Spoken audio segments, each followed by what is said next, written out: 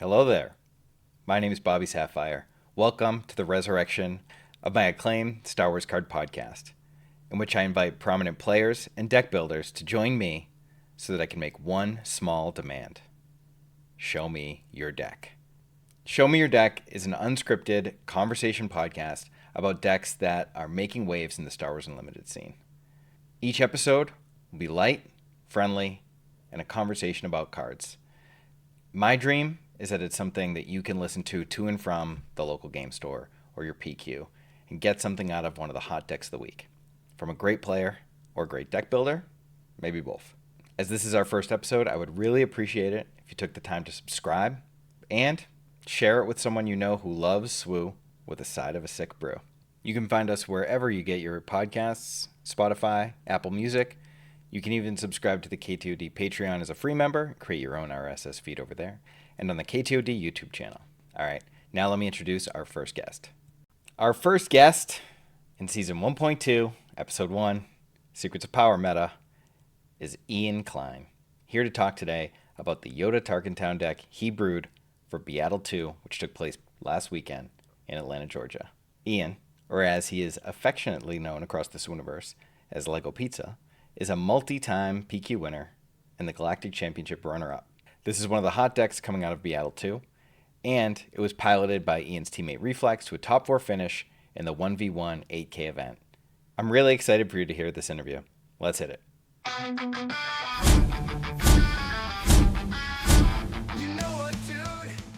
All right, Ian, thanks for joining me on the very first episode of Show Me Your Star Wars Unlimited deck. What's going on, man? Not much, man. Just got back from BIATL, all rested up, and honestly, I just want to keep playing more SWU. I was just going to say, I love that. I'm rested up. I was wondering if the next word out of your mouth was where's the next tournament? I know it's tough. There's no events for a couple weeks here, and I'm dying to get out there. Yeah. Back to the drawing board. Gotta come up with the next way to attack the meta, So The next who brew. knows? Maybe I'll still be on Yoda. Maybe I won't be, but this Yeah. deck was definitely fun. Well, the thing that I love about card games and competitive card games in general is just, yeah, you have this deck now. It's in your holster. You know what I mean? It's in one of the pockets on your utility belt. What's next, and when do you go back to it? That's so much fun figuring out Yeah. the markets of cards. But when's your next event? When's your first official FFG event for So season I'm 1.2? I'm pretty sure I have one the first week of PQ, so I think that's December 6th. Yeah, So nice. Me too. yeah, Where's yours? Biloxi, Mississippi. Never been Mrs. there before. I have. I used to go to school down in New Orleans, and I have made the trip to Biloxi a couple times with some of my friends who were from Mississippi. It was Yeah, a so fun town back then. I'm excited. I'm excited to go. It'll be, I don't know, it's like 5 hours I think from me, so it's Woo! not super close.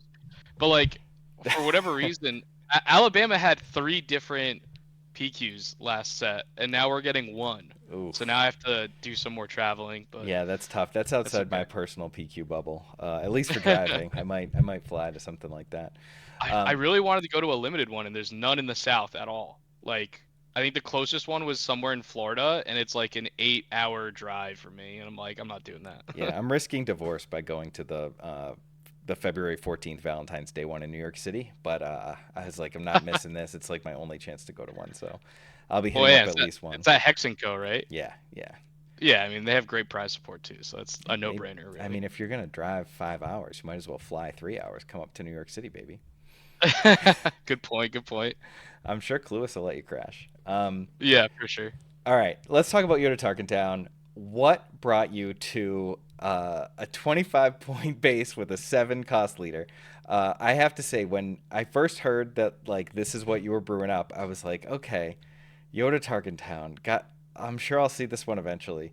But then the thing that flipped my switch on it was when someone was like, well, it might even been you on Underwhelming Barrage, you knowledge and defense and draw Ray, and you do 4 and draw a card. And I was like, oh yeah, Yeah, man. now I'm in. It's That hooked me. yeah, so it all started when I pretty much I my testing for every set is pretty much like, all right, let me look at all the new leaders, like let me see if I can build a deck with the new leaders. And then if that doesn't work out, I just start going back to old leaders that I like and seeing if they got new toys. And it's usually based on like a card that stood out in the set, right? Um, and so I didn't have a lot of success with any of the new leaders. Like I just couldn't really get them going. I had some teammates that were working on Padme, so I was like, well, they're kind of the Quinlan Tarkin hero Ping Tarkintown leaders are their forte. I'll let them go down that rabbit hole. I'll just go back to some old leaders who need some love, and I really liked Yoda pre-Galactics. That was one of the decks that I had in my back pocket as one that I might play at Galactics before we had gotten Kylo to like the point we were comfortable actually playing at the event. And it was mostly because I thought the meta was going to be a bunch of Hantu blue force, and I Hmm. thought the Yoda red force was kind of just that deck but beat it in the mirror, right? Kind of like how people were playing Anakin to beat Hantu. Right. Um, and I thought Yoda did that to both of them just because you're just going bigger and bigger, right? And your flip is just so impactful, and they're not really aggressive enough to kill you before you get there. And so I had a pretty good Yoda Force deck, and I started updating that mostly because I saw Knowledge and Defense. And not only does it have Yoda having a very good time on the art, but it also just seemed like a no-brainer with Rey, which is like one of the most fun cards to play with. And so yeah, that card is really what brought me to try out Yoda again. And then when I was testing out new things, I just really wanted to put all these really good cards that didn't have the Force trait in my deck. Because, like, this new set wasn't a Force set, right? Right. We weren't privileged with another, like, 22 drops that have the Force trait. So I guess Villainy kind of got some, which was Yeah. dope because they needed it. But, like, the hero side didn't. And you kidding me? I'm not going to play Karis Nemec, the best card in the set. Like, Right. that card is so good, and it's so good in Yoda because you get two bodies to like trade away on two different turns Right. to activate Yoda again. Yeah, and yeah, you have to settle for cards like Rex, a 7/7/6 drop, right? We'll talk Right, right, we'll talk right. about those in a second. I think like when you look at cards, like when Ray got printed last set, everyone was like, okay, like this is a Yoda card. Like we have to. It was one of the very first decks that I started working on in set five, and Mm, so now you have this thing that's like with U Wing. Anytime a 7 drop gets printed, you're like, okay, can I cheat this with U Wing? And with Yoda and Ray, that combo now, anytime we can draw a card, we have to think about Ray. And I think that's yeah. something that you really successfully did here. And let's take a look at your list, which has the aforementioned Ray and Knowledge and Defense combo, and the Rex. The other cards that really jumped out at me, obviously Nemec too, which you mentioned, but other new cards that Yoda got, Aggressive Negotiations you have in here, and Sudden Ferocity you have in here. So what do you like rounding out set six? Oh, and Galen Urso, you've got plots, you've got big bombs, you've got upgrades. What did you like about all these cards coming out of set six? Yeah, I think it gave the Yoda flip even more oomph. Like the plot cards are really messed up. Like I was playing around with a lot of plot cards in other decks, and like the leader flip turns for every deck have been more impactful now than they ever have been. And the later your leader deploys, the more value you're going to get, right? Because you just either play more cards or you play bigger cards, and it's all action cheated out, which is really strong. Uh, One of the other things too is like if I'm playing a deck whose entire goal is to draw a million cards, then aggressive negotiations is like a no-brainer because you do have to eventually win the game. Uh, and I was never a huge fan of Crate Dragon in the Yoda deck to begin with. Like, it felt like a necessary evil, but it never like felt like it was a true, oh, I beat control because I have a Crate Dragon. Like, you Yeah. kind of had to get to that point still and do a lot to make the Crate Dragon lethal in the first place. Right. Crate Um, Dragon works best when you're putting pressure on, and a deck like Yoda that's not even flipping till 7 can sometimes struggle to create that pressure because it's stabilizing when it flips and not pushing right. damage essentially when it flips. Right.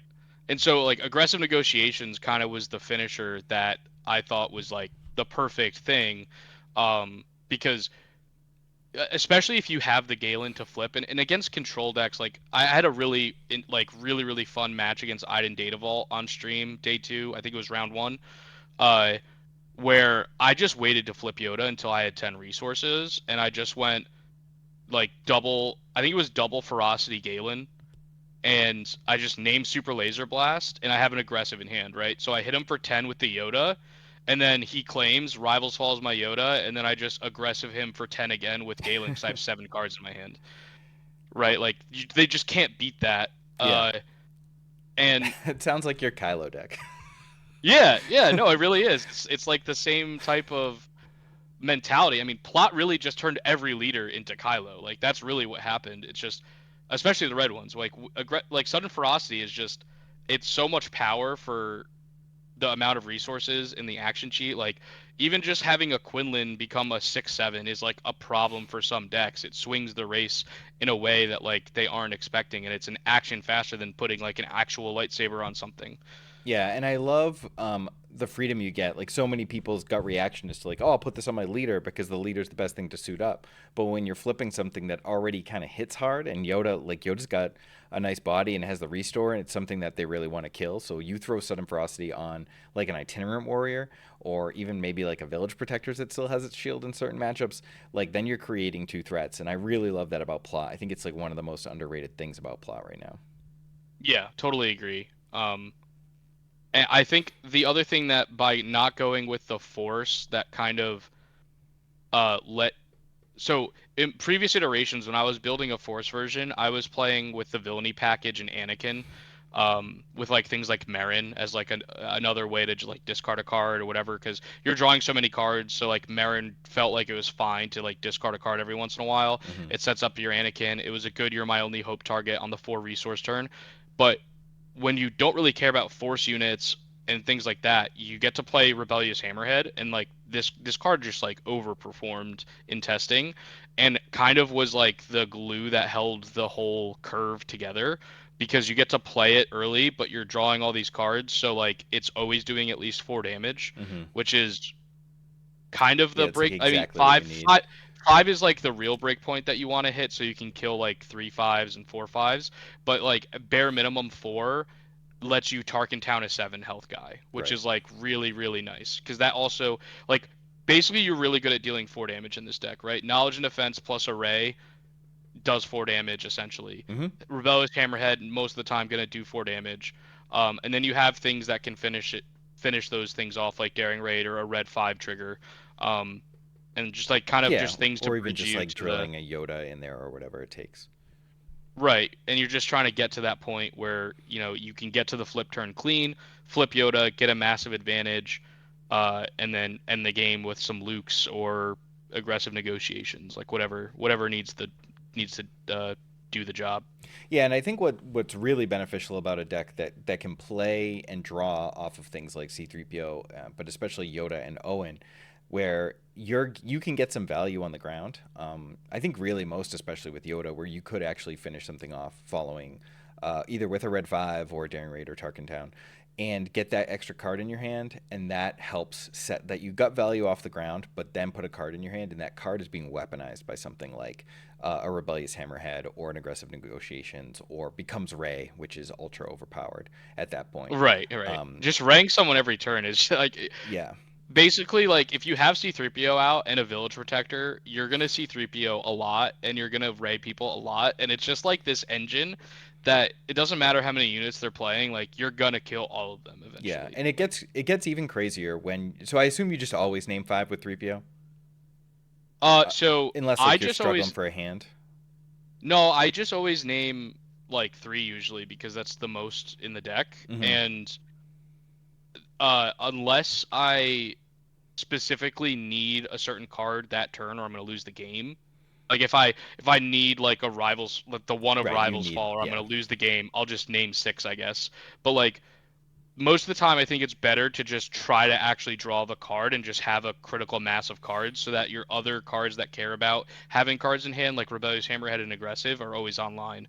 Because aggressive is also a rival's fall sometimes, right? Like Yep. sometimes you just attack your Yoda unit into their Han leader and kill it. Yeah, Like and that's a that's thing that can happen, and it's probably good. Like that's good enough.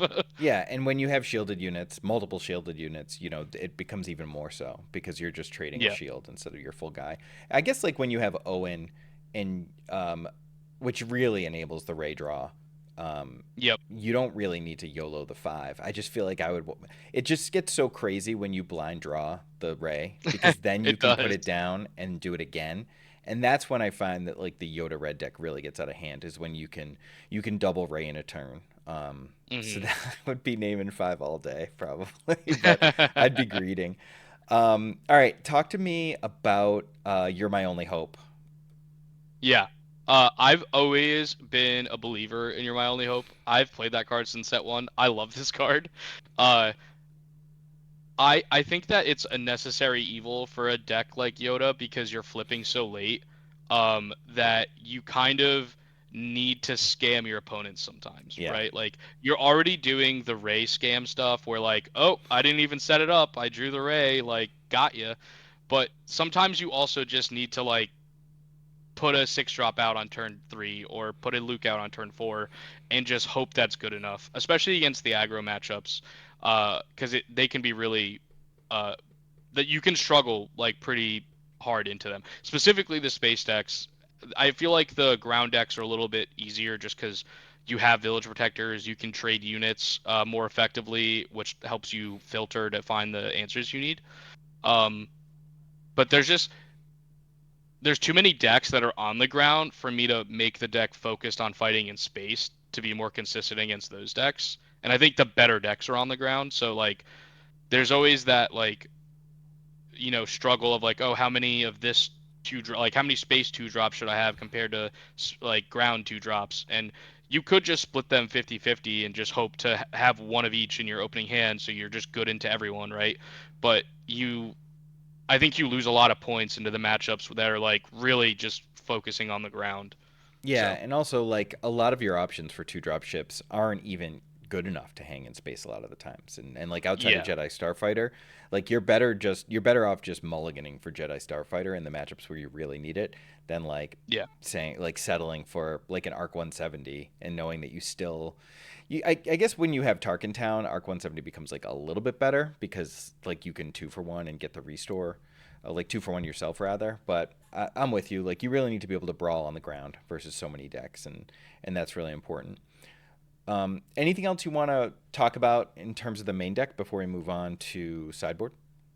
yeah. So I'm not convinced that this iteration is like the best thing in the world, and how it should be built moving forward. It's more of like a loose concept of a deck that obviously like had enough power and uh, juice in it to be able to put my teammate Reflex into the top four Mm-hmm. of the top 16, the 8K. But Yeah, I, you're I'm just to be for the listener, like the BIATL event this weekend. Reflex piloted this. I assume it. I actually this is his deck. I assume that you guys played the same one, but I took his yeah, it was because the he same made the top 60. 4 in the 8K 1v1 tournament at BIATL. But sorry, go Yep. ahead. No, yeah, yeah. That's I meant to say all of those words, but other words came out. Host guest. Yeah, exactly. Yeah. Uh, Yeah, so like this isn't the perfect concoction, but I think like the core of like the concept of like having the sudden ferocities and the Galens for flip turns, aggressive negotiations to finish it off, the knowledge and defense with Ray, like those things are I think the obvious things that you should keep in the deck. I think the removal package could totally be changed. Like I had originally played like open fires instead of daring raids, but I felt like spending your entire 3 resource turn on an open fire was not as good when I could just daring raid plus Tarkin Town and then play like activate Yoda, play C3PO. Mm-hmm. Like that was a much better curve than just trying to kill something without having to do anything else. Yeah, because taking up all those resources prevents you from getting your engine online. So you want cheap options, and that's Right. essentially why you're playing Tarkentown, right? So you can use something cheap that will let you not fall behind, and then also get your engine online to draw cards and start pinging and drawing.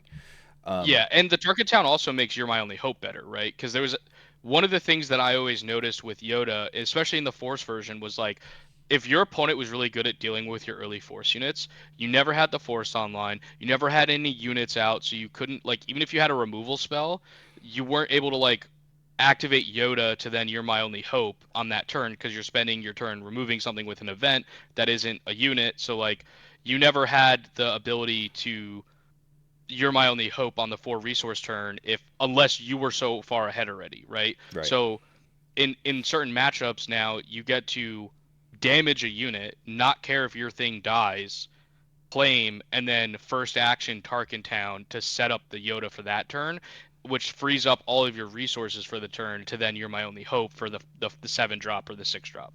Yeah.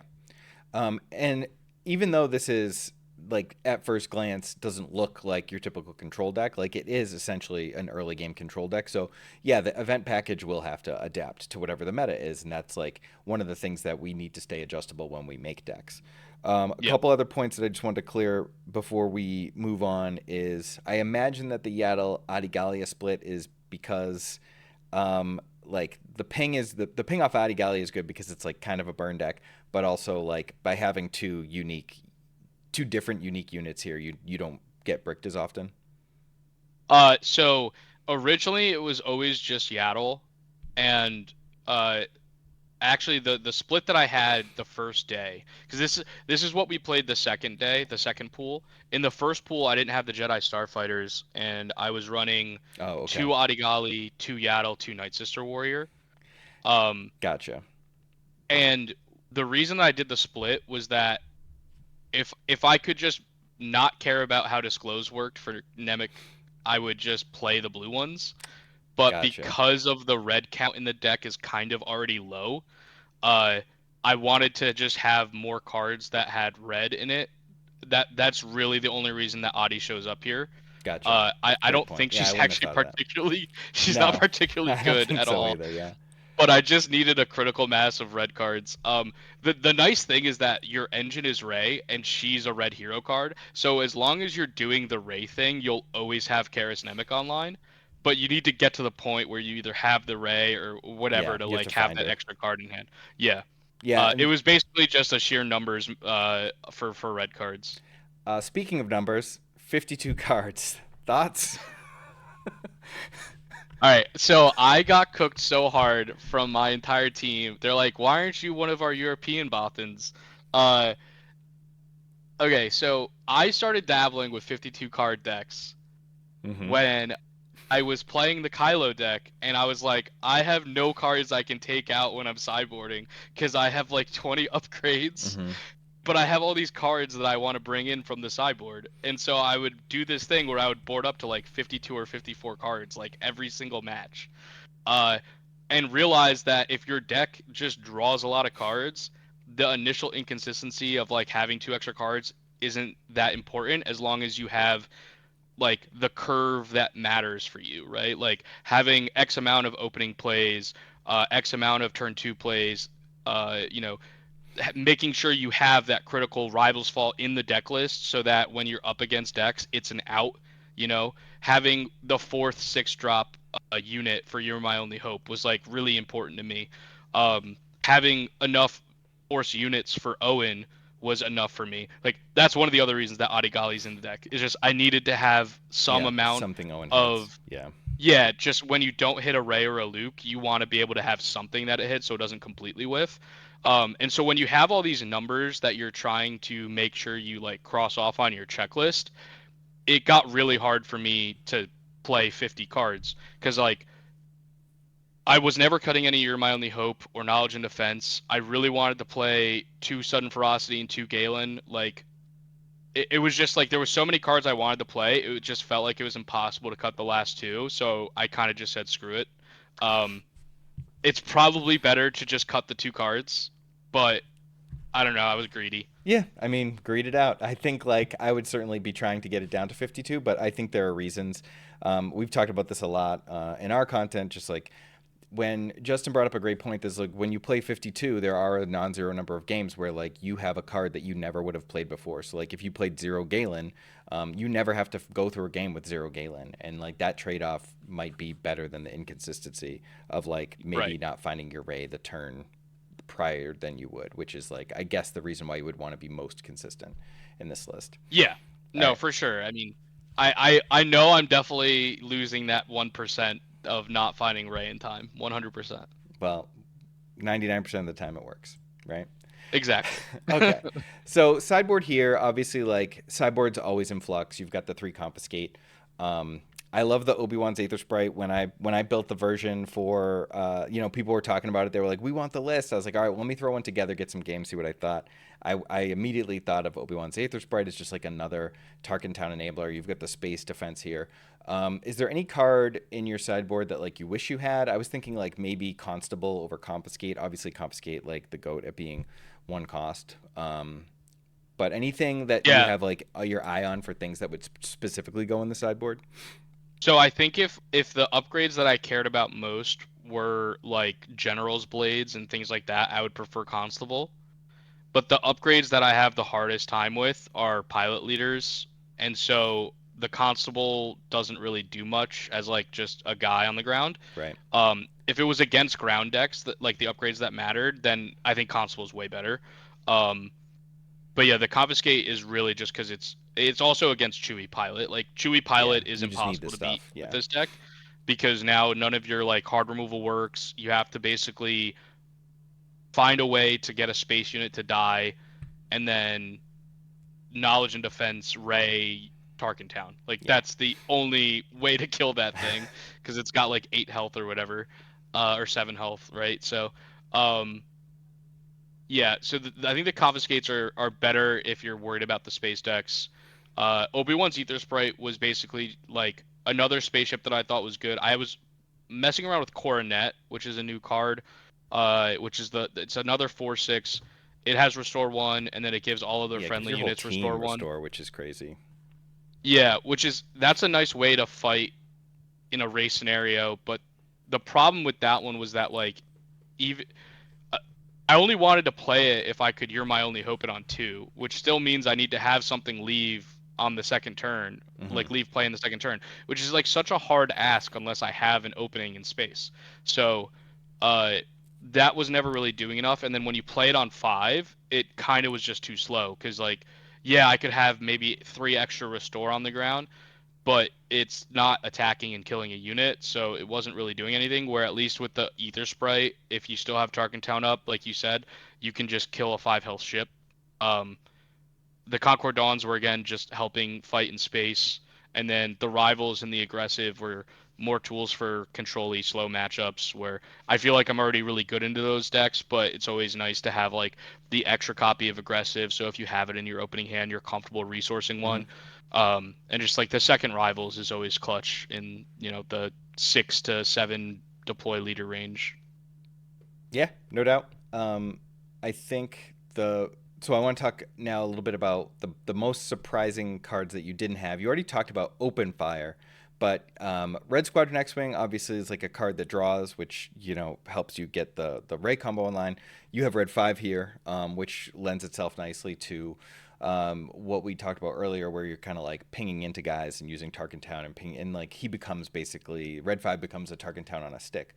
But I have to say, like Cassian is the one that I was most shocked to not find in your list, both because 3/5s can be so important in facing other Tarkintown decks, and like Tarkintown mirrors when you don't have the 3/5, I find can be really difficult. And then also just because um, you're surprisingly low to the ground aggro deck, that smuggle for 5 is just uh, you know really strong, and sort of like Sudden Ferocity isn't tied to plot. You can do it at any time and not tied to another unit being alive. Yeah, so I guess I'll talk about the Red Squadron first. I had initial decks with the Red Squadron in it, versions of this deck, and I felt like it was either the most busted thing I could play when it like blind hits array, or just like this derpy dude that dies to literally everything. Um, and so I felt like there was really no in between with it. It was nice to have another draw, like whenever you play, like just a card that drew from play, not from like on death, like a Night Sister Warrior type card. Um, but I ended up feeling like I had enough of that, and that I really wanted to play 3 Village Protectors and 3 Red 5s, and I just didn't feel like I could play more space units on the 3 cost curve. Maybe I could have cut the Yodas for it, but like Yoda also draws a card, so like I was kind of just like I'd rather have the restore and Yeah. like eventually I'll draw the card. Whenever I saw this on stream this weekend, like the restore, especially following like a Yaddle, the restore of the Yoda and was just like insane. Yeah. I think Cassian is probably a miss. Uh, maybe even if it's just like one or two copies of it, it is just a really versatile card. Um, I don't think I ever had it in a version uh as Yoda, even when I was playing the Force version, but I think the Force version like cared so much about Force units that I wasn't dabbling with Cassian. Where I probably should have given it consideration for the Yoda Tarkintown deck. Especially if it's just like on five a readied guy that can then attack in and like finish off something, like that's probably good enough. Um, the 5 cost curve in the deck is actually like one of the ones where you're usually just playing 2 cards. Right. So this being another card that smuggles out, you preserve the cards in your hand, makes the like follow up hammerhead a lot better. Like I could totally see this as Yeah, I a really personally important don't think cost I would curve. ever sleeve up a red hero deck, especially these blue ones that really just don't have anything to do on five, other than like, when Yeah. you're playing Ray, at least you can like play a Fell the Dragon or something and buff your guy.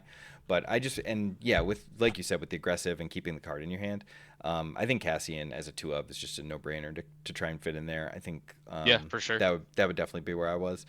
And you mentioned in the preamble that you liked Yoda into the Han deck because it was like a better late game deck, but then this deck has no late game cards. So like, did you consider like any? We already talked about Crate Dragon, but like, did you consider Bo-Katan? Did you consider Chewbacca? Like your curve stops at Luke, and you have 4 6 drops. So like, it Yeah. really is a very low to the ground deck, surprisingly. So I just wanted to ask you if you had considered any other big drops at all.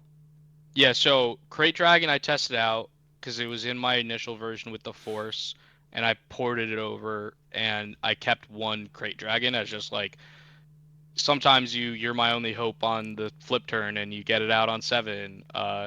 Sometimes it's just like a late game I need to win the game card. It just felt like lackluster to me. I think like the game kind of like the game's been a lot faster, so that like even the controlly or mid-rangey decks, like I felt like he was just too slow. Um, Bo-Katan, on the other hand, was awesome, and I cut my one of Bo-Katan I cut last minute, and Gotcha. I had it in the sideboard for a while, but I just really felt like I lost the space so hard that I needed 8 cards for for Yeah. space that I ended up cutting it. Chewbacca, I didn't think about. Um, Yeah, I feel like I'm on an Mostly, island whenever I build a blue red deck, but I do love. I mean, I love Smuggle and I love Takedown, so Chewbacca is both. yeah. No, Chewbacca's actually great because I feel like the grit, like if you just like attack and kill something and then you're aggressive like afterward with that thing, Yeah, that's pretty and you nasty. can get really sneaky with some like you have Red 5 who can damage Chewbacca. You have Ray who can damage Chewbacca and still hit the opponent's base. Yeah. So like you have a lot of sneaky stuff that can let a grit unit pop off. So I always like a one of sneaky Chewbacca. But really, I just needed some late game cards to talk about because I was just really Yeah. surprised that there was nothing after So, Luke or like a redemption or anything like that. yeah. So I had for a long time in testing, I had one Lando. Oh, Lando, And Lando system. the La- the Lando was actually pretty awesome because on the Yoda turn, you as long as you had one unit out, you had like even if they're a space deck, you could play Lando, make them capture your unit, which then turns on Yoda's ability for the turn, and you heal 6. Yeah, So he was actually like a really good setup for Yoda's flip turn as like, oh, let me just Lando heal 6. I don't die right away, and now I can activate Yoda to put a card on top for the cost that I need to be able to flip and kill whatever I want. And yeah, then you just have a 6/8 that when you do the ray triggers, just grow. You just target him with it, and now he's like an eight yeah. eight or whatever it is. Yeah, that's a great point. I think yeah, I would definitely want to do that over Chewbacca, even with the takedown. The heel six is incredible, and all you're doing there, like you said, it lets you enable a better Yoda flip. It turns on your Yoda put down so you can flip and stabilize, but then it also gets you closer to that Yoda 2 restore, which you're going to get also. So you're really like in effect making sure that you restore 8 that turn, which is as good as playing a redemption. Yeah, But you get a and great unit. yeah, it also was good with You're My Only Hope, right? Like you were setting up the You're My Only Hope on 7 for a Luke. Sometimes you don't draw the Luke, sometimes you don't draw the You're My Only Hope. Well, now you have 4 7s that allow you to. That's why I was playing 4 6s. It was really just like I wanted to. Math, yeah. If I had the You're My Only Hope, I wanted to make sure that I could do it as often and as frequent as possible. So adding a fourth 7 is like probably better than the Bo-Katan, but I could see a meta where Bo-Katan is like way better. Like if Radiative Vaults are everywhere, I'd rather play Bo-Katan. Yeah, no, I'm pretty convinced. I sometimes when I hear a card, I just like know that that's the right card, and I'm all in. I'm putting Lando in my deck. Bo-Katan's out. Let's do it. All right, but I'm keeping Chewbacca. All right. So we've talked about everything I want to talk about. Where can people find you? What are you up to? I know you're on Underwhelming Barrage every other week, but I think you guys are firing twice in a row because you want to talk about BIATL.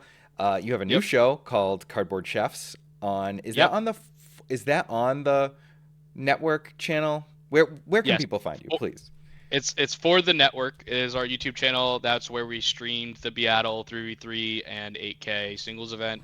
It's also where we post videos from various people on the team. George, the whole Hudson, will put deck techs and coaching sessions on there for people to see how his brain works because it's an enigma of itself. And then we put our cardboard chefs, which is it's like an Iron Chef chopped type cooking show, except instead of cooking delicious meals, we're cooking up delicious deck There lists. you go. Nice. And I'll have For the Network linked in the description of this show, both in the audio and visual form.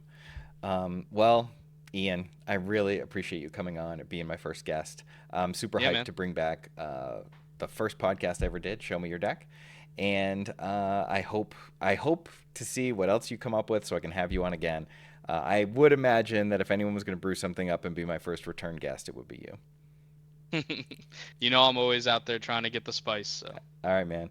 It was great talking to you, and we'll see you next time. Thanks for watching. yeah.